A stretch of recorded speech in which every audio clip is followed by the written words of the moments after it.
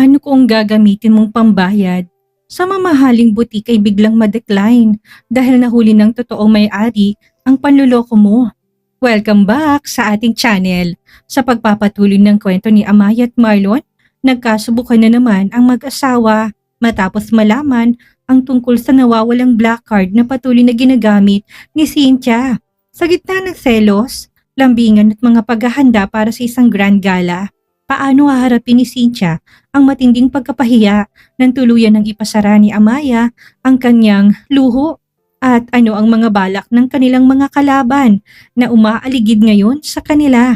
Alamin natin ang lahat ng yan. Bago tayo magsimula, huwag kalimutang i-like, mag-subscribe at samahan ako sa nakakaaliw at nakakapagpainit ng ulo na kabanatang ito. Maingat ang mga hakbang ni Marlon na pumasok sa loob ng silid nila ni Amaya. Dahan-dahan siyang humiga sa tabi nito at agad naman itong napayakap sa kanya. Masuyo niyang hinalikan ang noo nito at pinahiga ang ulo sa kanyang bisig. Tila naramdaman naman ni Amaya ang ginawa niya kaya kaagad itong nagtanong. Love, anong oras na? Ilang ba kayo nakauwi ni Kuya? Nakapikit nitong tanong. Yes love, may pinag-usapan lang kami. Sagot ni Marlon, inayos niya ang kumot at hindi sinasadyang napadapo ang kanyang mga mata sa maliit na envelope na nakapatong sa bedside table. Malapit sa hinihigaan niya. Nasisinagan ito ng ilaw na galing sa lampshade kaya malinaw sa kanya kung anong klaseng sobre yon. Inunat niya ang kanyang kabilang kamay upang maabot ang sobra mula doon. Napakunot ang noon niya nang makita na isa itong invitation galing sa Misoto families ng West City. Kilala niyang Misoto families dahil matagal ng mga ito na gustong makilala ang CEO ng MW Bank Corporation. Ngunit wala siyang panahon para paunlakan ang imbitasyon ng mga ito kahit pa na isa sa mga ito ay may pinakamalaking pera ni pinasok sa West City branch ng MW Bank Corp. Wala pa rin sa bokabularyo niya na pumunta dahil hindi siya mahilig na ipangalandakan ang pagiging CEO niya. Ayaw niyang pinapipiestahan ng marami ang buhay niya. Sapat na sa kanya na kilala siya bilang CEO ng Whitman Empire sa Pilipinas. Hinatid yan kanina dito sa palasyo. Pinag-iisipan ko pa kung a-attend ako, wika ni Amaya nang mapansin na binabasa ni Marlon ang laman ng invitation. Bakit? Ayaw mo bang pumunta? Tanong ni Marlon.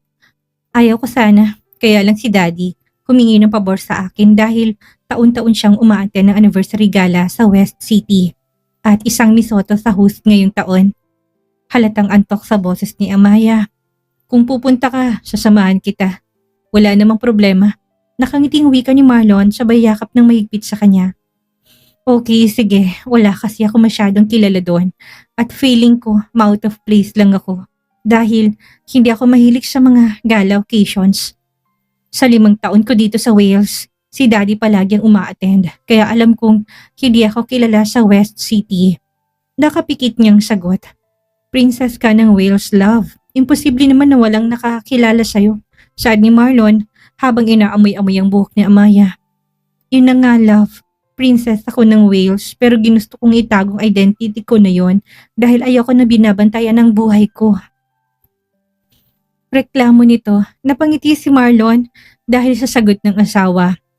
Isa yan sa mga dahilan kung bakit kita minahal love. Hindi ka magarbong babae. Kahit pa na mayaman ang pamilya mo, ngunit mas pinili mo pa rin ang simpleng pamumuhay. Kaya mahal na mahal kita. Hindi ako natatakot na maging mahirap sa hinaharap dahil hindi naman natakot ang asawa ko na mamuhay sa bundok. Sa totoo lang plano ko after ng kasal natin, ang tumira malayo sa lungsod, yung tahimik na buhay sa isang pribadong isla, hindi kaya sa bundok na maraming tanawin. May mga batis o ilog na pwedeng paliguan. Ang sarap kaya? Nakangiting sagot ni Amaya. Okay, sige. As you wish my wife. After ng kasal natin, magpapatayo tayo ng bahay sa lahat ng mga lugar na nabanggit mo.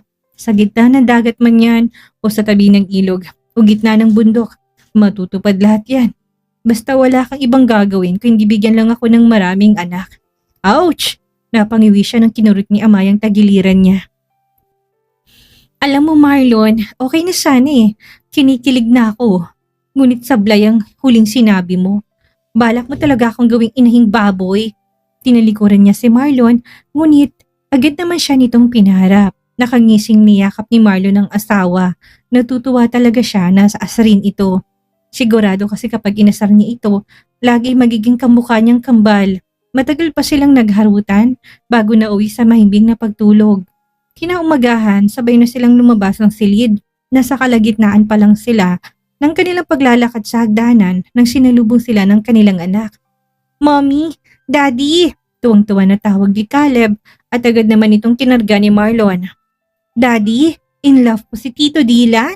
Tanong ni Caleb. Muntik pang mapatid si Marlon sa paglalakad dahil sa biglang pagtatanong nito. Nagkasalubong ang kanyang kilay na tinanong ang anak. "Bakit mo naman naitanong?" "Kasi I heard him whispering on the couch. He was angry with the person he was talking to on the phone because he hasn't found his girlfriend yet. He was whispering, it's really hard to fall in love." Detalyado na saad ni Caleb, dahilan upang mapahagalpak ng tawa si Marlon. Agad naman siyang sinaway ni Amaya at inirapan, kaya muli siyang sumeryoso ng mukha. Binalingan niya ang anak. Hindi niya alam kung paano magpapaliwanag dito. "Son, you will learn the meaning of the word love when you get older. In the meantime, take advantage of your youth while it lasts." Pangaral niyo sa anak. Ngunit hindi niya inasahan na magiging sagot nito. "Daddy, I already know what the word in love. Since my girlfriend showed me. She was upset with me because I didn't return to school. Uncle Dylan feels the same, right? He's upset because he can't find his girlfriend. So now I know how my girlfriend feels. Daddy, I must go to school." Biglang sumakit ang ulo ni Amaya sa naging pag-uusap ng mag-ama. "Ayan, gusto mo ng maraming anak ha? Sigurado ako lahat ng kambal mo kagaya rin dyan ni Caleb. Nagmana yan sa'yo eh. Mauna na ako sa butik." Sad niya iniwan ng mag-ama. Nang makababa na sila sa sala, agad namang nataranta si Marlon at hindi alam kung anong gagawin dahil baka napag-iwanan na naman siya ni Amaya. "Bro, iiwan ko na muna si Caleb ah. Aalis kasi kami ni Amaya. Maraming katanungan yung anak ko. Sagutin mo muna." Pinaupo niya si Caleb sa kandungan ni Dylan, dahilan upang maningkit ang mga mata nito na tumingin sa kanya. "Son, si Tito Dylan na munang bahala sa'yo ha. Aalis na muna kami ng mommy mo." Bilin niya sa anak at hindi na nagabala pang tumingin kay Dylan.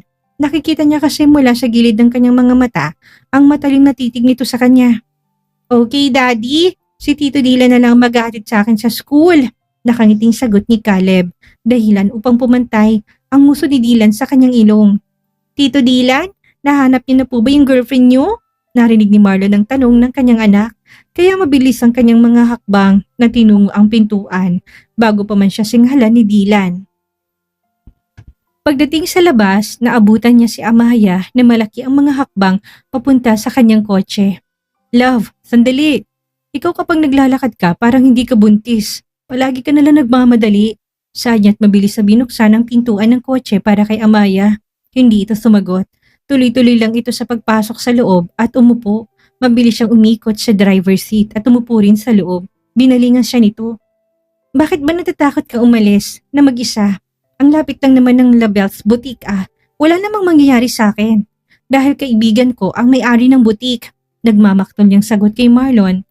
"Love, sa dami natin pinagdaanan mula sa mga kalaban natin na hindi natin alam kung sino. Ngayon ka pa naging kampante?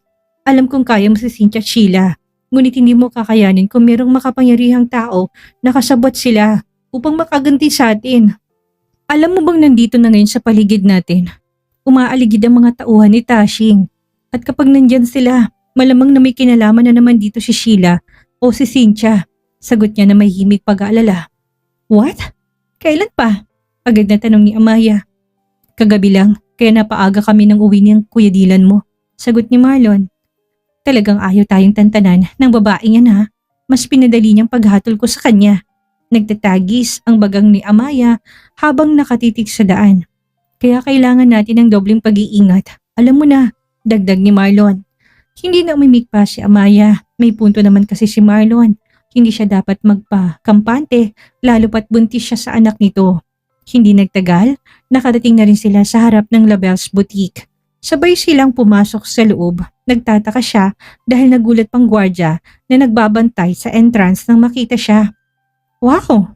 Amaya, nagpalit ka lang ng damit Bumalik ka na kaagad, bungad ni Sandy. Ang bakalang kaibigan niya na may-ari ng butik. Pinoy rin ito, kaya mabilis niyang nakagaanan ng loob. Takang tinanong niya ito. Anong bumalik? Kakarating ko nga lang eh. At isa pa, hindi ako nagpalit ng damit. Kagagaling ko lang sa bahay. Nakangiti na sagot niya. Napaawang ang labi ni Sandy na pinasadahan siya ng tingin mula ulo hanggang paa. Uwe, hindi nga. Ikaw nang titrip ka na namang babae ka ha? Eh sino yung maagang babae na pumunta dito kanina? Multo? Kaloka ka? Sabay na nagkatinginan sina Marlon at Amaya dahil sa sinabi nito. Wait, sinabi mo na pumunta ako dito kanina? O sabihin na natin na may pumunta na kamukha ko kanina? Oo, kamukha mo talaga yon. At isa pa, sino ba namang hindi maniniwala na hindi ikaw yon? Eh may dala siyang black card na ipinresent sa akin. Galing daw yun sa Papa Love niyang si Marlon Waitman. Kaya naniwala naman ako. Kasi nga hindi ba nakwento mo si Papa Marlon sa akin noon? Sabay tingin niya kay Marlon at biglang tumili nang makita niya ang kagwapuhan nito. Ay! Siya na ba si Papa Marlon?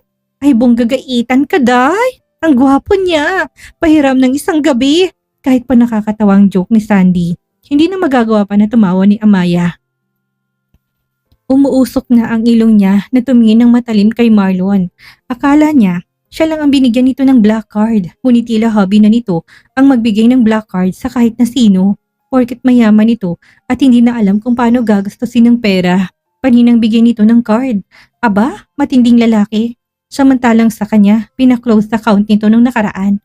Tila nahulaan naman ni Marlon ang galit na tingin ni Amaya kaya bigla siyang kinabahan. Love, ganito kasi yun.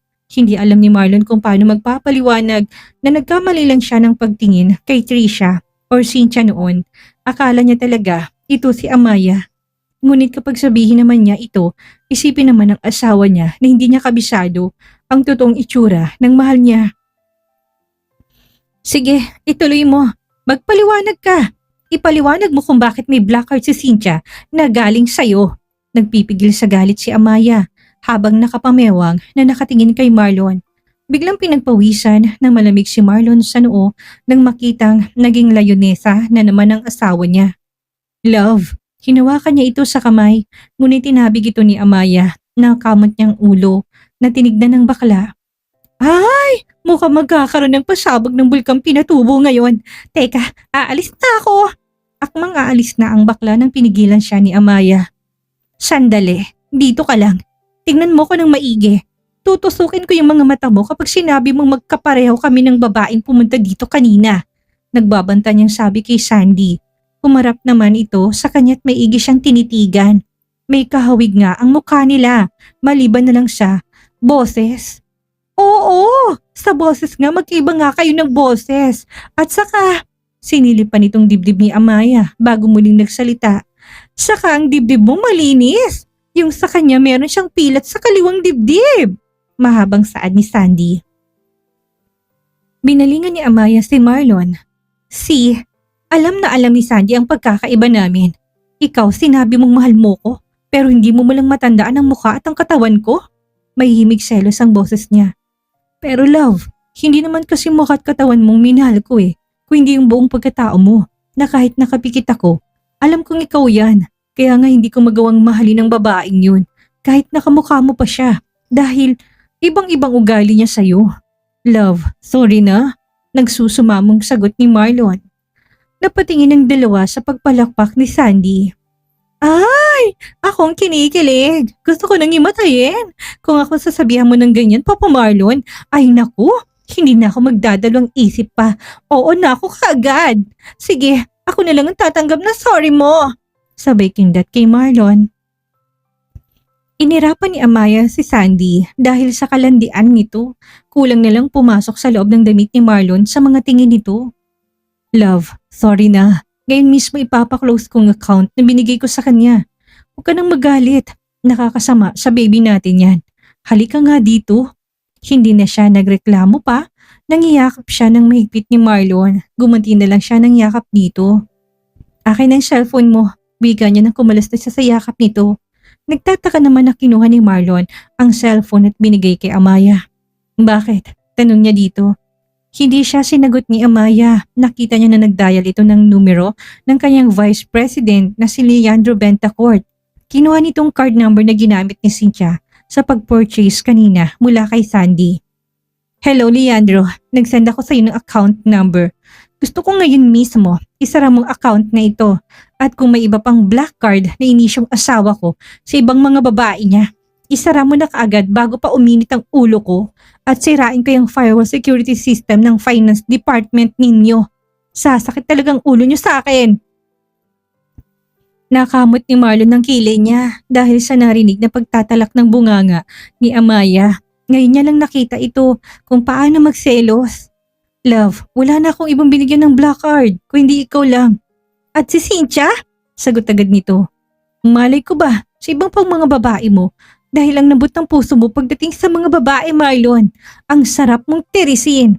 Tinalikuran niya ito at nagpatuloy sa pag-ikot sa loob ng butik. Napabuga ng hangin si Marlon. Umupo na lang sa couch at naghihintay na matapos sa pamimili ng gown ang asawa niya. Hintayin na lang niya na humupa ang galit nito. Kinuha niyang cellphone at tinext ang finance department. Iba pa rin kung sa kanya mismo nang galing ang order. Immediately close all access to this card with a number. This is a direct order. Si Cynthia na nasa kalagitnaan ng pamimili ng bag at sapatos ay tuwang-tuwa na tinungo ang cashier.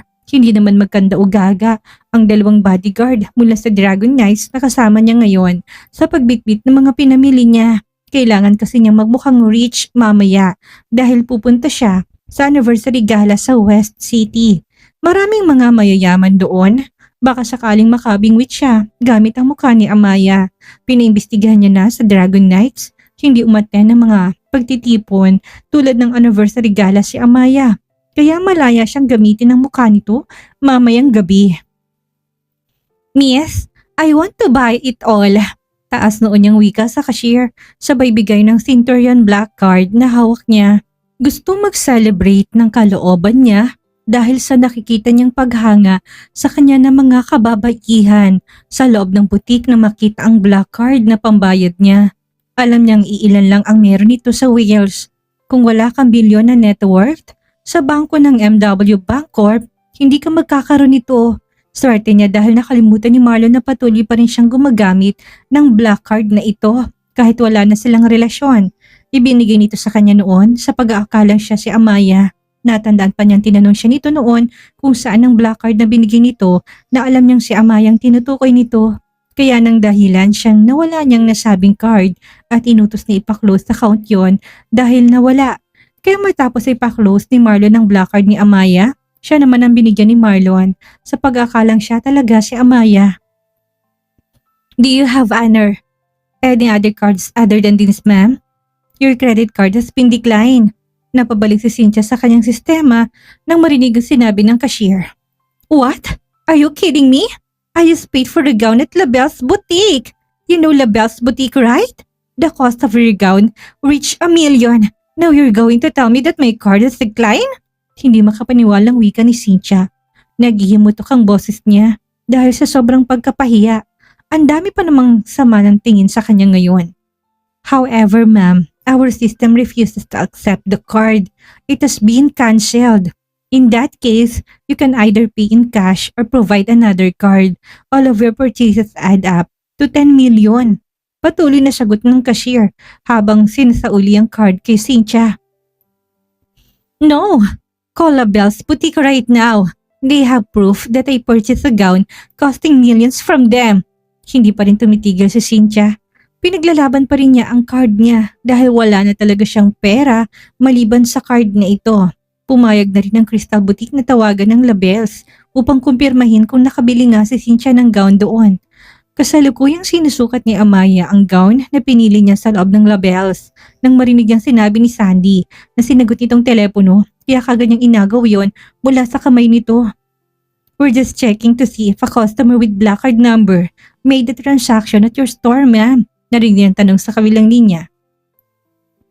Well, I'm sorry but I just wanted to tell you now that her card was denied here as well when she paid. I just need you to warn her to watch her step later on. Thank you. Agad na pinaabot na rin ng cashier kay Cynthia ang sinabi ng LaBelle's Boutique. Kaya nag-alburuto siya sa galit.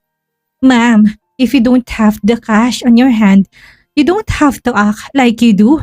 It's humiliating, sabi ng cashier sa kanya at pinabalik ang mga pinamili niya kanina na hindi pa nabayaran. Hiyang-hiya siya na lumabas ng butik. Hindi niya alam kung anong nangyari. Bakit biglang hindi niya na magamit ang card? Mabuti nga sa'yo, Cynthia. Akala mo magagamit mo na forever ang black card, no? Walang makakalusot kapag si Amaya na nagselos at kumilos. Ngunit sa kabila ng nakakatawang pagkapahiya ni Cynthia, hindi pa rin dapat makampante sina Marlon at Amaya dahil sa pagpunta nila sa West City Gala. Sigurado tayong may panibagong bagyo at mga kalaban na naman ang nag-aabang sa kanila. Ano kayang mangyayari sa gala night? I-comment nyo ang inyong mga opinion sa ibaba. Kung nagustuhan yung episode na to, huwag kalimutang i-like, i-share at mag-subscribe para lagi kayong updated. Hanggang sa muli at maraming salamat sa inyong panonood.